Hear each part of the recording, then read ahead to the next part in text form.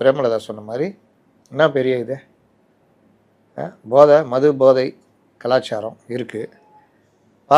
பெண்களுக்கான பாலியல் குற்றங்கள் அதிகரிச்சிருக்கு. இதை தவிர வேறு என்ன சொல்ல முடியும்னு? இதுதானே தமிழ்நாட்டுடைய பிரச்சனையே. போதை பழக்கம்ன்ற ஒன்று சட்டம் ஒழுங்கு பிரச்சனை, சமூக நீதிக்கு பிரச்சனை, பெண்கள் குழந்தைகளுக்கு எதிரான பிரச்சனை, குடும்ப வன்முறை, தனிப்பட்ட நபர்கள் பாதிப்பு, நாட்டுடைய இளைஞர்கள் இளைய சமுதாயம் பாதிப்பு, மாணவர் சமுதாயம் பாதிப்பு, இந்த மாதிரி பல விஷயங்களுக்கு மது போதை, இந்த கஞ்சா, மெத்து, இந்த கலாச்சாரம் இருக்குது.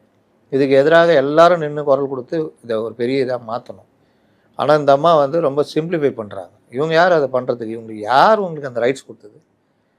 மது போதை கலாச்சாரம் ஒரு மேட்ரே கிடையாது, கஞ்சாலாம் ஒரு மேட்ரே கிடையாதுன்னு சிம்பிளிஃபை பண்ணுறதுக்கு உங்களுக்கு யார் அதிகாரம் கொடுத்தது? நீங்கள் அவங்களோட சேர்ந்துக்கிட்டு கூட்டணி வச்சுக்கிட்டு உங்களுக்கு கிடைச்ச ஆதாயத்தை வச்சுட்டு என்ன வேணால் பண்ணிட்டு போங்க. ஆனால் இந்த மாதிரி பேசலாம் உங்களுக்கு யார் ரைட்ஸ் கொடுத்தது? ஸ்டாலின் வல்லவர், நல்லவர், ஈரான், இஸ்ரேல், அமெரிக்கா போரே நிறுத்தக்கூடிய அளவுக்கு தகுதி வாய்ந்தவர்னு பேசிட்டு போங்க, நாங்கள் சிரிச்சுட்டு போகிறோம். ஆனால் இந்த மாதிரி பேசுவவங்க யார் ரைட்ஸ் கொடுத்தது? பெண்கள் குழந்தைகளுக்கு எதிரான குற்றங்கள், பாலியல் குற்றங்கள்லாம் சாதாரணமாக சிம்பிளிஃபை பண்ணிட்டு போகிறீங்க.